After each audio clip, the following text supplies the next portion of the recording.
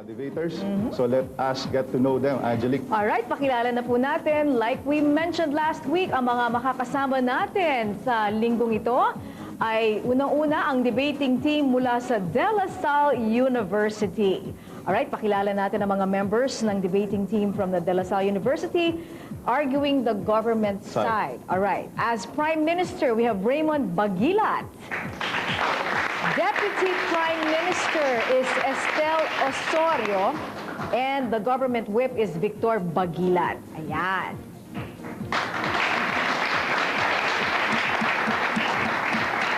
And from the University of Santo Tomas, ang matandang universidad dito sa Pilipinas, representing the opposition, Javeloza, the leader of the opposition, and Kevin Relopez, Deputy Leader of Opposition, and Cyris, the Opposition Whip. Ayun. Alright, at naiiba po ang debate format natin dahil pinagsama natin ang best elements ng dalawang uri ng formats. Ano, nandiyan yung Asian Parliamentary at nandiyan din po yung Oregon-Oxford formats na brainchild naman ng ating moderator, walang iba kundi si Attorney Mark Castrodes. Yes, si Attorney Mark Castrodes ay dating commissioner ng National Youth Commission at siya ay isang veterano sa international debating competition. Kabisado niya to. Kabisado niya to at talagang napag-aralan niya mabuti. So, Attorney Mark, please introduce our televiewers ang ating mechanics. Ayan. Thank you, Angelique and Richie. Youth Voice tackles the charter change issue, which is very timely and relevant. Habang patuloy na pinagdedebatehan ito sa mga barbershops at sa iba pang lugar ng mga matatanda, dapat hindi natin kalimutan na ang youth sector ay may stake din dito. So to come up with an interesting and informative TV debate between youth, with the help of some of the top debaters of our country, we have come up with this debate format. So this is how the debate will unfold. We have two teams, the government side and the opposition side. The Prime Minister shall open the debate with a 6-minute constructive speech. Then the leader of the opposition will interpellate Prime Minister for 2 minutes, and followed by his own 5-minute constructive speech. The deputy speakers of both sides shall deliver 5-minute constructive speeches and shall interpellate and be interpellated for 2 minutes. The last speakers for both sides, or the whip speakers, shall be given 6 minutes each to rebut and recap. All speakers are required to take 1 point of information during their speeches. This is an exhibition debate, so no winner shall be declared. Back to you, Richie and Angelique. Salamat, Attorney Mark, and Thank you. Salamat sa pag-explain ng mechanics. And alam mo, Angelique, itong mga debaters natin were already briefed before the show. And but nalaman na lang nila yung topic at saka yung side, kung anong side ang i-represent nila 30 minutes before the show. Ganon, so talagang itetest lang yung stock knowledge ng ating mga debaters. But no doubt, alam ko magaling itong mga... Ito yung mga tinatawag natin, hindi pwedeng mag-cramming ho dito. Dapat alam na nila. No? Either way, kung alam po yung makuha nila, meron na silang talagang structured na yung kanilang magiging arguments. Tama. Diba? And our motion for tonight's episode, which is of course a part of the greater debate on charter change, the motion is this House would adopt a Unicameral Legislature. Alright. So yan po ang ating motion for tonight.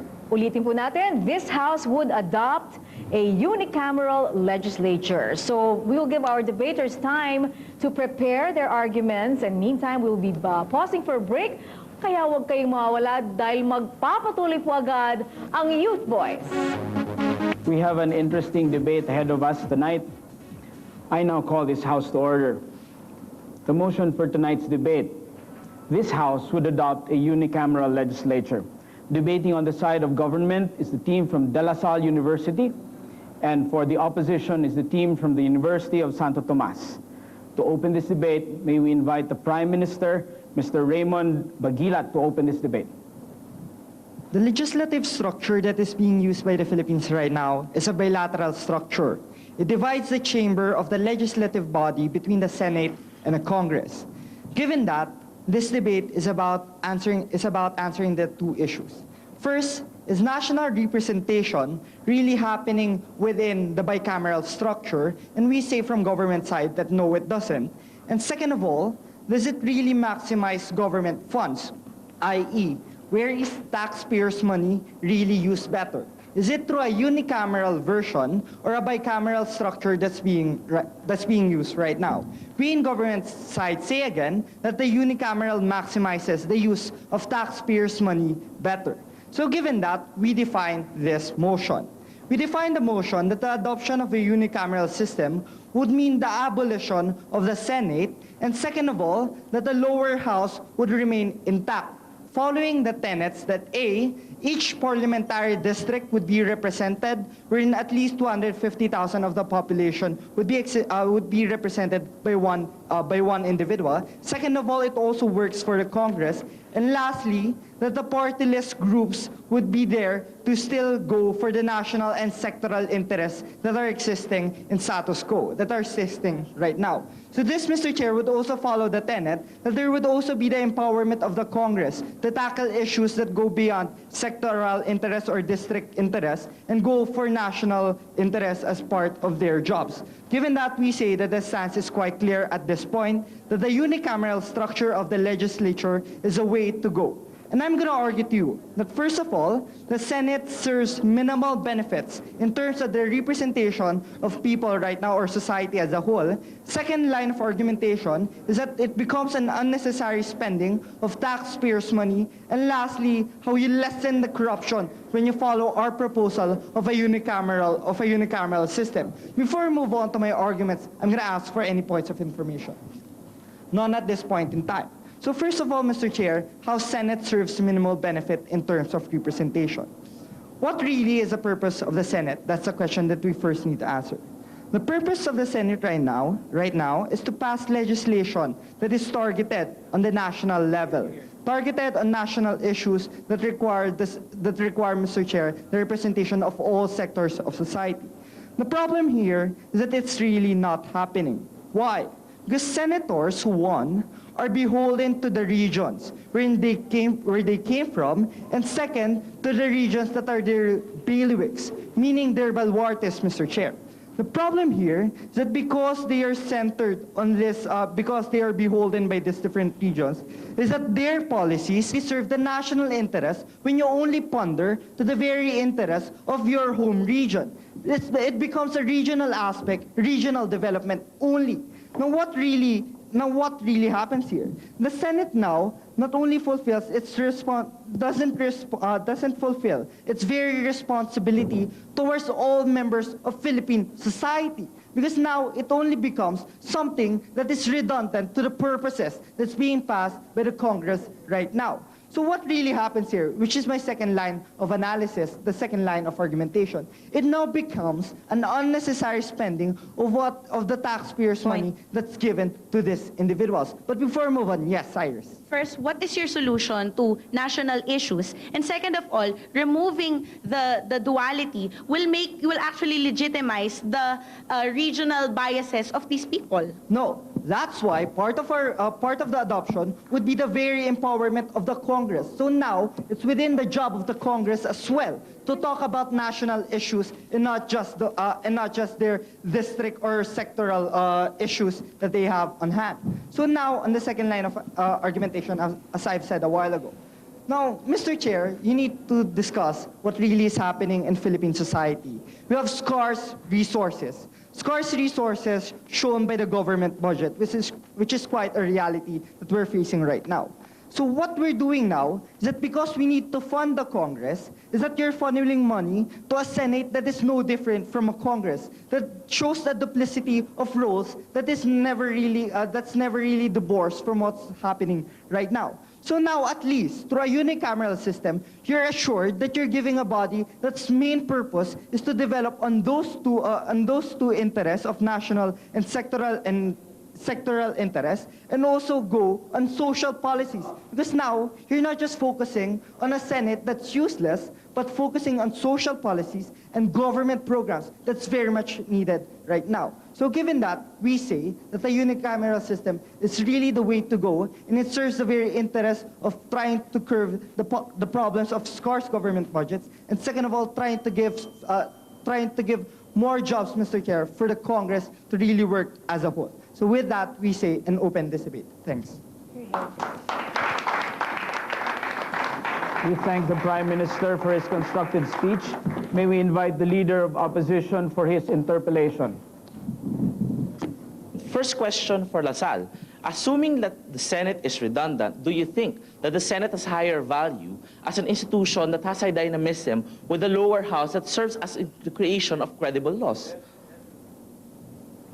Well, first of all, what we're seeing from LaSalle here is that why can't you fuse the Senate's role with that of the Congress, given that this role can also be answered following only one body, and the very quality of the laws can also be assured by the very fact that you need to address certain levels of discussion within the Congress itself. That exactly is the problem. You're assuming that the Senate serves a limited purpose, because we say that when you talk about the Senate, aside from the fact that it votes for the national level, this is something that's also actually very minimal when you argue about how it actually revises laws proposed by the House of Representatives. Is this revision gonna be done by your unicameral system? Yeah, we go back to the first answer. Is the revision only existent when you have a Senate in place?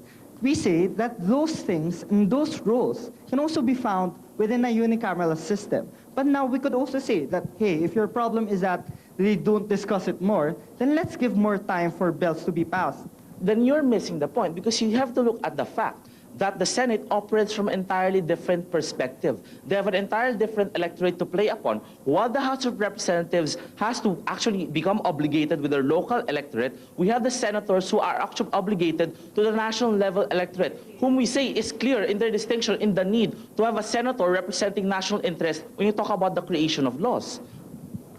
But what you need to prove first is that they don't work, or they don't really assign laws, as we argued, towards their regions, and second of all, their bailiwicks.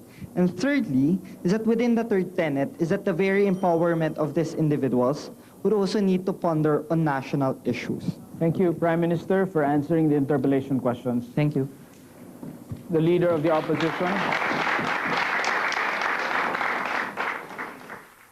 Ladies and gentlemen, basically I have two cases. I'll talk about how the value of duality of interest, that is the protection of local interest and national interest, is protected in the bicameral setup that we are defending, and this is something that's absent with their proposal. Second of all, I'll talk about how there is a need to maintain a bicameral system to provide a training ground in order to develop, ladies and gentlemen, mature politicians who, at the end of the day, is the only security we have in preserving the value of effective governance. Let me go on to my first case. We operate on the premise, ladies and gentlemen, and members of this House, that when we create laws, we need to protect two particular distinct interests. That is the local interests of the municipalities and local governments, and also, secondly, that is the interest of the national government as a whole. We're talking about taking a look at the economy and the politics as a whole, as taking into account the complexity of the Philippine society. And a perfect example of this duality of issues is the issue of mining, wherein we have the local government on one hand, fighting for their share in the profits garnered from these mining operations, and as well as trying to ask for laws that protect their local environment. But on the other hand, we have a national government that's trying to create a Philippines that a great contender when you talk about contributing to the international market of mining, and it tries to preserve as a whole the growth of the economy of the Philippine government. And we ask the question coming from the government of opposite side, how can you be sure that in the unicameral system, you have a system that accounts and protects these particular values in the lawmaking process? What particular setup actually provides protection and provisions for the benefit of both interests? We say it's not the unicameral setup. For one thing, we argue that the mandate of these politicians that you are gonna elect local, nationally is not gonna be clear. What particular electorate are they gonna be answering to? Second of all, most probably at the very worst, the issue of national level interest is gonna be ignored, because these politicians have no obligation to take care of their particular electorate in their particular districts. We say these kinds of problems are absent when you talk about the bicameral setup, because you have, ladies and gentlemen, the House of Representatives, the Senates, being elected by the local and national electorate respectively, ladies and gentlemen, and members of the House. This is the clincher. What the essential part here is the electoral process, wherein by the electoral process, people elect their congressman and their senate at the same time. You create two different classes of decision makers, and you create two different types of obligations, ladies and gentlemen, and members of the House. And this is something that's absent with the unicameral system in our setup, in the status quo, in the present, in a while. We argue, ladies and gentlemen, when you create laws, you have two particular divisions of government deliberating based on the issues that they are supposed to protect. Before I go on, yes? You're completely forgetting that in our proposal, we also have the party-list system, which can represent not only minority groups and sectors, but also the national interest. The problem with the party-list system is that they do not represent district-level interests. They represent sectoral interests, like labor, like, for example, agriculture or farming. This is a completely different debate, and the party-list system can exist in both paradigms. We're talking about the duality of interest between local and national level.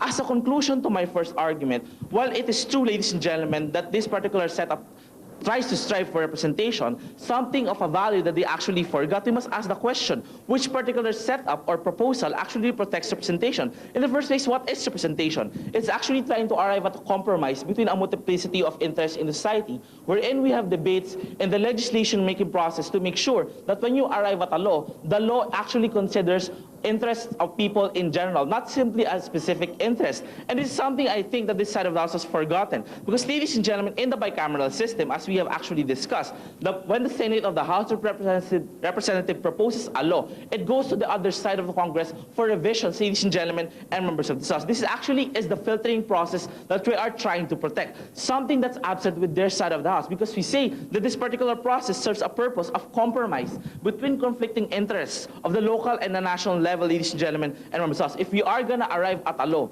that's properly reflective of our democratic system, and it's properly reflective of the interest of representation, you can only do that with the bicameral setup that we are trying to defend today. With that, we continue the debate for Santo Tomas. Thank you.